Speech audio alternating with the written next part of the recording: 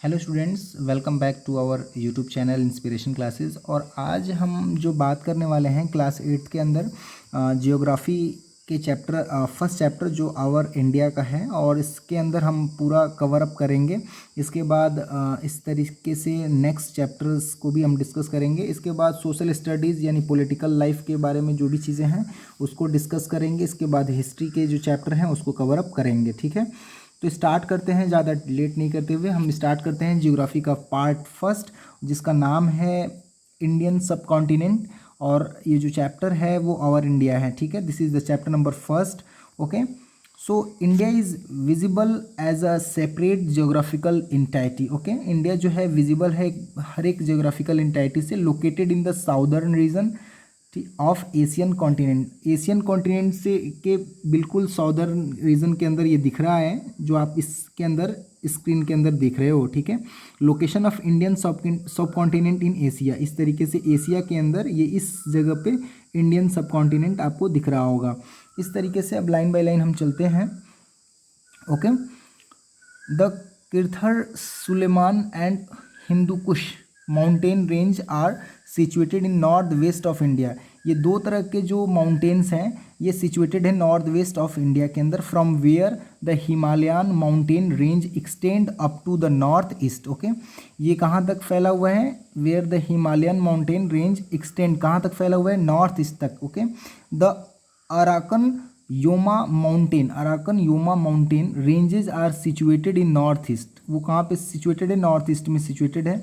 Which moves in western Myanmar, Myanmar उसके पीछे, ठीक है। आप देख रहे होंगे यहाँ पे कुछ म्यांमार है इस जगह पे। अब आगे चलते हैं। Along with the coast of Bay of Bengal extend from south to north and join the Himalayas. These high and impassable mountain range separated the Indian subcontinent from rest of Asia. तो इस तरीके से इंडियन सब continent दिखता है पूरे Asia के अंदर। Southern India is the peninsula expansion enclosed by bay of Bengal in east. पूर्व वाली दिशा में यानी ईस्ट वाले जगह पे आपको पूरी तरह से दिखेगा। Arabian Sea in the west and Indian Ocean in the south. Every direction of this region of South Asia is the impregnable and unconquerable, hence the area is termed as Indian subcontinent. ये Indian subcontinent आप जो देख रहे हैं यहाँ पे, ये Indian सब कॉन्टिनेंट जो देख रहे हैं इसके चारों तरफ आप देखेंगे तो ये Bay of Bengal, Arabian Sea, Pacific Ocean, इस साइड एशिया, इस साइड अफ्रीका और यहाँ पे यूरोप, इस तरीके से चारों तरफ आप देख रहे होंगे। तो यहाँ पे कुछ हिमालयंस, कुछ माउंटेन्स भी हैं, ठीक है। कुछ माउंटेन्स यहाँ पे हैं जैसा कि मैंने इसके अंदर डिस्कस किया था। अब आगे चलते हैं। A continuous expanded land mass which is surrounded by water of all four side is known as continent. चारों तरफ जो वाटर लैंडमार्क फैला हुआ है उसको हम continent. A part of continent which is large and self contended from geographical, culture and environmental point of view is known as subcontinent. Subcontinent किसे कहते हैं? तो देखिए यहाँ से आप डायरेक्ट लिख सकते हैं, इस पॉइंट से आप बिल्कुल लिख सकते हैं, a part of continent which is large and self contend from geographical, cultural and environmental point of view is known as subcontinent. Identify the Indian subcontinent from the map given below. It is clear the above map in Indian subcontinent is geographically okay, ये आप देख रहे हो। अब next page पे हम चलते हैं।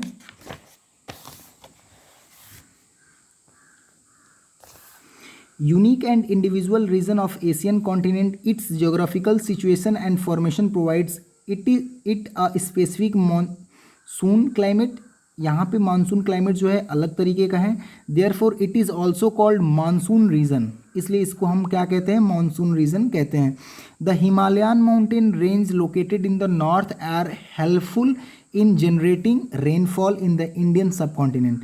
ये जो हिमालयन माउंटेन है, जो रेंज है, ये नॉर्थ साइड के अंदर है, ये क्या हेल्प करता है? रेनफॉल करने में मदद करता है इंडियन सब कॉन्टिनेंट में। These range are protects us from cold Siberian winds, यही प्रोटेक्ट भी करता है साइबेरियन विंड से।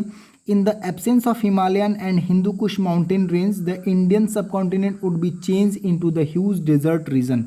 अगर ये दोनों नहीं रहता, माउंटेन, तो ये बिल्कुल डेजर्ट होता, ठीक है। कैसा होता? बिल्कुल डेजर्ट होता, डेजर्ट रीजन होता। The river emerging from these mountain have form the huge Indo Gangetic and Brahmaputra plains where ancient Indus and Ganges valley civilisation has flourished. इस तरीके से यहाँ पे दो तरह की सिविलाइजेशन आगे बढ़ी, और Indo Gangetic plains is also known as Indus Ganga plain. Okay, इसीलिए हम इसको क्या कहते हैं? इंदूज गंगा प्लेन्स कहते हैं। There are many narrows valley and passes exist between the high mountain range of the north west and north east. दोनों तरफ ये फैला हुआ है, नॉर्थ वेस्ट और नॉर्थ ईस्ट के रूप में ये पूरी तरह से फैला हुआ है। The important passes are Khyber and Bolan, ठीक है। ये दोनों तरह से फैला हुआ है, पहला है खैबर और दूसरा है बोलान, ठीक है। These passes are significant because these passes में foreign travellers and trades came to India in different time period. अलग अलग समय पे अलग अलग लोग बाहर से ट्रेड करने के लिए आते थे इंडिया में इस लोकेशन से। The passes located in the north connected routes to Tibet through the Passage of north east foreigners entered into the north part via Shan plateau of Myanmar. Later they spread to the other parts of India. Okay, ये अलग part हो गया। अब आगे बात करते हैं, various human communities came to Indian subcontinent. अलग अलग ह्यूमन कम्युनिटीज़ थी जो इंडियन सब कॉन्टिनेंट के अंदर आए एट डिफरेंट टाइम, अलग अलग समय पे, interval along with their respective culture, उनके अलग अलग कल्चर से होते हुए आए। Some of them got mixed up with the earlier inhabitant. अलग अलग पहले आए और वो अलग अलग कल्चर में मिल चुके थे। और while some others maintain their identity separate, और कुछ थे जो अलग तरीके से वो रहते थे यहाँ पे। Different culture, languages, religious practices and working method exerted influence on each other during the Passage of time. इस तरीके से अलग अलग धीरे धीरे ये सारी चीज़ें, लैंग्वेजेस बदलते चले गए, रिलीजन्स चलते चले गए। In this way different culture developed in the Indian सब कॉन्टिनेंट। इस तरीके से यहाँ पे जो कल्चर है वो अलग अलग तरीके का कल्चर देखने को मिलता है। कल्चर डाइवर्सिटी इन्वॉल्व, इस तरीके से यहाँ पे डाइवर्सिटी कल्चर की जो है अलग अलग दिखती चली गई। Influential and dominant civilization perform the work to unite the diverse culture by exchanging ideas. तो इस तरीके से अलग अलग जो सिविलाइजेशन है वो dominant civilization perform the work to unite, तो वो अलग अलग और एक एक तरीके से वो क्या रहने लग गए अलग अलग स्टेट के रूप में, ठीक है। तो इस तरीके से अब बात करते हैं location of India on the world map. अब बात करते हैं इसमें कि लोकेशन, इंडिया की लोकेशन कहाँ पे है वर्ल्ड मैप के अंदर। India is located in the northern eastern hemisphere of the world. India जो है कहाँ लोकेटेड है? Northern eastern hemisphere of the world, यानी वर्ल्ड के नक्शे पे नॉर्दर्न ईस्टर्न हेमिस्फीयर पे है। India is the situated in north of the equator between 8 degree 4 minute north to 37 degree 6 minute north latitude and 68 degree 7 minute east to 97 degree 25 minute east longitude. जब map कराऊंगा उसमें सारी चीज़ें discuss कर दूंगा। Due to 29 degree longitude expansion of India there is a time difference of 2 hours in local time between the eastern and western part of India. Okay, अब आगे बात करते हैं। The 82 degree 30 minutes east longitude is accepted as standard time meridian of India. It passes from Allahabad, और ये जो है किससे पास हुआ? इलाहाबाद से, ठीक है। 82 degree 30 minute east from has been taken as the standard time meridian of India as it is situated in the center of longitude and latitude where India is located। इस तरीके से यहाँ से लिया गया जहाँ पे इंडिया लोकेटेड है। India is the 7th largest country in the world in the terms of surface area. Surface area के रूप में 7th लार्जेस्ट कंट्री है। Indian total surface area is nearly about 32.9 lakh, ठीक है। कितना है? 32.9 lakh. Okay, do you remember India currently has a second largest population in the world after China. China के बाद दूसरी सबसे लार्जेस्ट पॉपुलेशन वाली कंट्री है। 70.5% of total world's population reside here okay, इतने पॉपुलेशन यहाँ पे रहती है, लगभग 121.01 करोड़। ठीक है, ये सारी चीज़ें देखने को मिलती हैं। अब हम आगे बात करेंगे Indian state and union territories. ठीक है, कि ये इंडियन के स्टेट कहाँ हैं और यूनियन टेरिटरीज कहाँ कहाँ हैं। तो ये जो देख रहे हैं ये है इंटरनेशनल बॉर्डर्स। ठीक है, ये जो देख रहे हैं आप इंटरनेशनल बॉर्डर, ये भूटान है, ये अलग कंट्री है, Bhutan is a happiness country. Nepal अलग कंट्री है, पाकिस्तान अलग कंट्री है। ठीक है, यहाँ बांग्लादेश अलग कंट्री है, म्यांमार अलग कंट्री। ठीक है, इस तरीके से अलग अलग कंट्रीज़ हैं। तो अब इसके अंदर हम बात करेंगे कौन सा स्टेट किस जगह पे लोकेट है इंडिया के मैप के अंदर। ठीक है, सबसे पहले यूपी की बात कर लूँ तो यूपी जो देख रहे हैं ये वाला जो हिस्सा है येलो कलर का दिख रहा होगा, ये यूपी है और ये इस तरीके से नेपाल के जस्ट बगल में यूपी है। ठीक है, यूपी से ठीक थोड़ा सा हिस्सा जो ऊपर कटा हुआ है जिसको हम कहते हैं उत्तराखंड, उत्तराखंड है। ठीक है, अब उत्तराखंड से जगह जस्ट बगल में हिमाचल प्रदेश और हिमाचल प्रदेश के बगल में पंजाब, पंजाब के बगल में हरियाणा और बीच में न्यू दिल्ली। बिल्कुल छोटा सा जगह है न्यू दिल्ली का, और हरियाणा न्यू दिल्ली। ठीक है, ये सारी चीज़ें हैं, ये राजस्थान से जुड़ी हुई हैं। तो ये जो ऊपर वाले हिस्से मैंने बताए इस तरीके से यहाँ पे हैं। बीचों बीच में जो बात करूँ तो मध्य प्रदेश है। ठीक है, मध्य प्रदेश से जस्ट बगल में छत्तीसगढ़, छत्तीसगढ़ के बगल में महाराष्ट्र। ठीक है, यहाँ से सटा हुआ जो हिस्सा देख रहे हैं महाराष्ट्र, तेलंगाना। ठीक है, कर्नाटका, ये हिस्सा जो देख रहे होंगे बेंगलुरु उसका क्या है, कैपिटल है। इस तरीके से हम बात करें आंध्र प्रदेश, अमरावती, तेलंगाना, हैदराबाद। नीचे आए तो केरला, ये वाला जो हिस्सा जो देख रहे हैं ये समुद्र वगैरह है। ठीक है, अरेबियन सी, और ये तमिलनाडु और केरला इस तरीके से आपस में डिवाइडेड है नीचे वाले पोर्शन में। ठीक है, अब बात करूँ तमिलनाडु तो चेन्नई, और ये रहा आंध्र प्रदेश, तेलंगाना और आंध्र प्रदेश इस तरीके से जुड़े हुए ओडिशा, और ये रहा कोलकाता यानी वेस्ट बंगाल। ठीक है, इस तरीके वेस्ट बंगाल, झारखंड और बिहार। ठीक है, झारखंड, बिहार। तो इस तरीके से आपको कई सारी चीज़ें पता चल गई होंगी। राजस्थान से नीचे आएंगे तो गुजरात, यानी ये वाला हिस्सा जो आप देखेंगे उसको हम कहते हैं गुजरात। छोटा सा जगह है जिसको हम दमन एवं दीव यूनियन टेरिटरी इसके अंदर आता था, तो ये स्टेट हो चुका है। तो ये यहाँ पे लोकेटेड है इस जगह पे, दमन एंड दीव। ठीक है, सिलवासा यहाँ पे भी है। इस तरीके से आगे हम बात करें बे ऑफ बंगाल, यहाँ पे दिख रहा होगा। तो हम लीजेंड की बात करूँ तो इंटरनेशनल बाउंड्रीज़ जो है अभी मैंने डिस्कस किया कि इंटरनेशनल बाउंड्रीज़, ये सारी इंटरनेशनल बाउंड्रीज़ हैं। ठीक है, ये इंटरनेशनल बाउंड्रीज़ है जो आपको दिख रहा होगा इस तरीके से। और आगे बात कर लूँ स्टेट बाउंड्रीज़, तो ये सारी स्टेट बाउंड्रीज़ हैं जो आपको दिख रही होंगी इस तरीके से। ये स्टेट बाउंड्री है, यानी पणजी गोवा छोटा सा हिस्सा है इस तरीके से स्टेट बाउंड्री। ठीक है, ठीक है, इस तरीके से मैंने बात किया। स्टेट कैपिटल की बात किया तो ये स्टेट का ये जो कैपिटल रेड वाला हिस्सा है ये स्टेट कैपिटल है। तो सबकी स्टेट कैपिटल की बात कर लूँ तो सबसे टॉप पे Jammu and Kashmir, Jammu and Kashmir, Srinagar, okay, Kashmir का जम्मू, ओके, हिमाचल प्रदेश शिमला, उत्तराखंड देहरादून, पंजाब चंडीगढ़, हरियाणा का भी चंडीगढ़, दिल्ली तो यूनियन टेरिटरीज में राजस्थान जयपुर, उत्तर प्रदेश लखनऊ, बिहार पटना। इस तरीके से आप सारी चीज़ें देख रहे हैं कैपिटल्स को। अब इधर थोड़ा सा बात कर लूँ, इधर ज़्यादा टफ होता है, कई बार एग्जाम में पूछा भी जाता है इधर। तो सबसे टॉप पे इस साइड जो सबसे टॉप पे अरुणाचल प्रदेश है, ईटानगर, आसाम दिसपुर। ठीक है, इसके बाद आगे बात करूँ तो नागालैंड कोहिमा, मणिपुर इम्फाल, मणिपुर है ये इम्फाल। ठीक है, ये रहा मिज़ोरम। ठीक है, इस तरीके से नज़दीक नज़दीक अजवाई। ठीक है, इस तरीके से सिक्किम गंगटोक, पता चल गया आपको, वेस्ट बंगाल कोलकाता। तो 3-4 स्टेट या 5-6 स्टेट इस तरीके से जुड़े हुए हैं।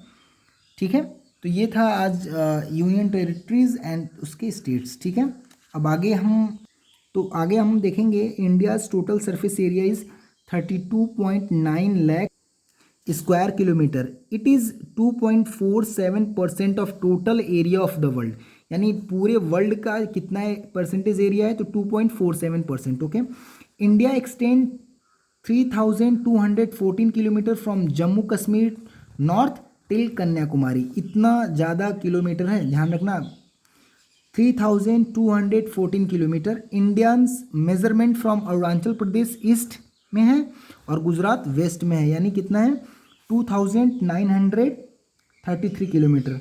Okay, Rajasthan is India's largest state by area. सबसे बड़ा एरिया में जो कौन सा स्टेट है इंडिया के अंदर, तो वो है Rajasthan. And Goa is the smallest state by area. सबसे छोटा स्मॉलेस्ट स्टेट कौन सा है, गोवा एरिया के अंदर। India has been divided into 29 state and 7 union territories. अब 9 हो चुके हैं। Administrative functioning areas easy. Andhra Pradesh was divided on 2 June 2014 and 29th state of India Telangana was formed. ठीक है, इस तरीके से डिवाइड हुआ आंध्र प्रदेश से 2 जून 2014 को और 29th स्टेट बना। ठीक है, आगे बात करेंगे। The state have been further divided into districts to facilitate administrative. States भी डिस्ट्रिक्ट के अंदर क्या हुआ, डिवाइड हुआ। एक स्टेट के अंदर कई सारे डिस्ट्रिक्ट्स होते हैं और इस तरीके से वो एडमिनिस्ट्रेटिव जो पावर है उस डिस्ट्रिक्ट्स की वो अलग अलग देखने में ईजी होती है और कंट्रोल करने में। अब बात करते हैं फिजिकल रीजन ऑफ इंडिया की। India is a very vast country with various land forms. Our country has all physical features of the earth. सारे फिजिकल फीचर्स हैं, सच एज माउंटेन्स भी हैं, फ्लैट प्लेन्स भी हैं, अनइवन प्लेटूज भी है, coastal planes भी है, डेजर्ट भी है, group of island are found here. सारी चीज़ें हैं, इसलिए इसको कहते हैं वेरियस लैंड फॉर्म्स। ठीक है, फिजिकल फीचर्स बहुत सारे हैं। So hence India is divided into 6 major geographical region. 6 geographical regions के अंदर है इंडिया। सबसे टॉप पे बात करूंगा north and north east mountain range, Himalayan mountains. ठीक है, सेकेंड गंगेटिक प्लेन्स रीजन। ठीक है, southern peninsular plateaus, island group, coastal plain, Thar desert. ये सारे जो 6 हैं ये 6 जियोग्राफिकल रीजन्स के अंदर इसको डिवाइड किया गया है। डू यू रिमेंबर को देख लें, डू यू नो को Mount Everest is the world highest mountain peak. Its height is 8,848 metre above the average sea level. It is located on the border of Tibet and Nepal in the Himalayas. ठीक है, आगे बात कर लेंगे north and north east mountain की। तो अब बात करते हैं north and north east mountain की। तो the Himalayas mountain range are highest and youngest range in the world. सबसे हाईएस्ट और यंगेस्ट रेंज है Himalayans mountain range. The Himalayas stretch across the entire northern border of India's 2500 kilometre long. कितना, 2500 kilometre long. Himalayans mountain ranges lie in the north and north east region of India. यानी इतने बड़े area के अंदर Himalayan mountain range फैला हुआ है। ठीक है, the Himalayas so high that's they remain covered with snow. इसलिए इसको कवर किया हुआ है स्नो ने। That's why we can say this are known as Himalaya. इसलिए हम इसको हिमालयाज के नाम से जानते हैं। Him means snow, alaya means house of snow. इसको हम कहते हैं ना हाउस ऑफ स्नो, बर्फ का घर। ठीक है, it is divided into 3 major division. यानी जो ये हिमालयाज है ये 3 मेजर डिवीज़न के रूप में डिवाइड हुआ है नॉर्थ टू साउथ के अंदर। This division are known as first the greater और इनर हिमालयाज और द हिमदरी। ठीक है, सेकेंड की बात करूँ तो द लेजर हिमालयाज और हिमांचल। एंड सी यानी third the Shivalik. Himalayas spread from north east to Arunachal Pradesh. कहाँ से कहाँ तक फैला हुआ है, नॉर्थ ईस्ट से अरुणाचल प्रदेश तक। Himalayas combine with Patkai and Naga range of north east, Assam Myanmar mountain range. इस तरीके से आसाम म्यांमार माउंटेन रेंज के अंदर फैला हुआ है। सिग्निफिकेंस ऑफ हिमालयाज माउंटेन, बात करते हैं क्या सिग्निफिकेंस है। These mountain range contribute in sustainable water supply for agriculture and other needs of our country. यानी ये जो हिमालयाज माउंटेन है ये क्या कंट्रीब्यूट करता है हमारे इंडिया को, हमारे कंट्री को, तो ये वाटर सप्लाई एग्रीकल्चर के लिए और भी बहुत सारी ज़रूरत की जो चीज़ें हैं पानी से रिलेटेड वो सारी चीज़ें फुलफिल करता है हमारे कंट्री को। The location and structure of Himalayas and north east mountain prevent the rain land humid monsoon wind because which arise from the Arabian Sea and causes rainfall in India। इसलिए इसको क्या करता है, प्रिवेंट करता है कि ज़्यादा बारिश ना हो। If there were no Himalayas our country would have changed into barren land. Like a Thar desert. अगर ये नहीं होता तो ना तो बारिश भी नहीं होती और दूसरा ये थार डेजर्ट के रूप में हो जाता। ठीक है, आगे हम बात करते हैं। Almost all great perennial rivers of north and northeast have their source from these mountain। बहुत सारे ऐसी चीज़ें हैं जो रिवर्स हैं जो north and north east area के अंदर हैं, north and north east area के अंदर हैं, जो बिल्कुल पूरी तरह से उसका सोर्स बने हुए हैं माउंटेन्स के। These mountainous region endowed with water resources are parent to many river valley, यानी वो माउंटेन से क्या पूरे जगह पे रिवर वैलीज के रूप में फैले हुए हैं। मल्टीपर्पज़ प्रोजेक्ट भी लगे हुए हैं उसी के अंदर। Which provides water from electricity, क्या क्या करने के लिए वो वाटर मिल रहे हैं, तो इलेक्ट्रिसिटी के लिए, इरीगेशन सिंचाई के लिए, एग्रीकल्चर के लिए। And many densely populated cities, यानी जहाँ पे बहुत ज़्यादा पॉपुलेशन है वहाँ पानी के लिए। The Himalayan slope have dense forest consist of huge biodiversity, बहुत ज़्यादा बायोडाइवर्सिटी है। गार्डन्स ऑफ टी है एंड फ्रूट्स भी हैं हिमालयस के चारों तरफ। Many beautiful hills station such है, शिमला है वहाँ पे hill station, Srinagar, Pahalgam etcetera are located here. These are center of attraction of visitors who come to visit these hill station। अगर तुम वहाँ जाओ, शिमला जाओ, श्रीनगर जाओ, तो इस जगह पे जाओगे तो बहुत ज़्यादा अच्छा फील होगा। ठीक है, आगे चलते हैं। Water and forest resources are the source of occupation of the inhabitant, यानी वहाँ के रहने वाले जो भी चीज़ें हैं, लोग हैं, वो वाटर और फॉरेस्ट उनका मेन रिसोर्स है ऑक्यूपेशन का। Due to the cover over exploitation of forest and other natural resources in these region, there has been negative impact of ecosystem from the landslide and soil erosion। यानी soil erosion का खतरा बढ़ रहा है और landslide का भी खतरा बढ़ रहा है। क्यों? क्योंकि वहाँ पे ज़्यादा से ज़्यादा क्या हो रहा है, एक्सप्लोटेशन हो रहा है फॉरेस्ट का। ठीक है, ज़्यादा से ज़्यादा निकाला जा रहा है फॉरेस्ट, नेचुरल रिसोर्सेज को भी निकाला जा रहा है उस रीजन के अंदर से। दैट्स वाई वहाँ पे soil erosion ज़्यादा तेज़ी से बढ़ रहा है। आगे बात करें, these region is rich in natural and human resources but it is suffering from natural and environmental depletion due to incivil and thoughtless human activities। यानी बिना किसी ह्यूमन एक्टिविटीज़ से भी उस रीजन को क्या किया जाता है, धीरे धीरे निकाला जा रहा है, यानी सफ़र कर रहा है। देखो यहाँ पे क्या लिखा है, this region is rich in natural and human resources. Human resources के लिए या नेचुरल के लिए बहुत ज़्यादा रिच वहाँ का रीजन है, लेकिन it is suffering from natural and environmental depletion. या लेकिन वो क्या कर रहा है, सफ़र कर रहा है वो रीजन, किस लिए? क्योंकि वहाँ पे ज़्यादा से ज़्यादा डिप्लीशन हो रहा है due to insensible and thoughtless human activities. यानी वहाँ पे बिना सोचे विचारे लोग क्या कर रहे हैं, पेड़ों को काट रहे हैं। ठीक है, वो बिल्कुल सेंसिबल नहीं हो चुके हैं। तो इस तरीके से वहाँ पे बहुत सारी चीज़ें हो रही हैं। तो अभी मैंने आपको जो डिस्कस किया, ये जो पूरा पार्ट डिस्कस किया, ये सिग्निफिकेंस ऑफ हिमालयाज़ माउंटेन का था। इससे पहले मैंने north and north east mountain को भी डिस्कस किया, फिजिकल रीजन ऑफ इंडिया को भी डिस्कस किया कि वहाँ पे जो 6 मेजर जियोग्राफिकल रीजन्स हैं जिनको हम अलग अलग नामों से जानते हैं, तो वो सारी चीज़ें मैंने डिस्कस किया। तो आगे वाले जो वीडियो के अंदर मैं बात करूँगा the Gangetic plains, the plains of Ganga, यानी वो कितनी तरह तक है, तो इस सारी चीज़ें डिस्कस करूँगा। Thank you.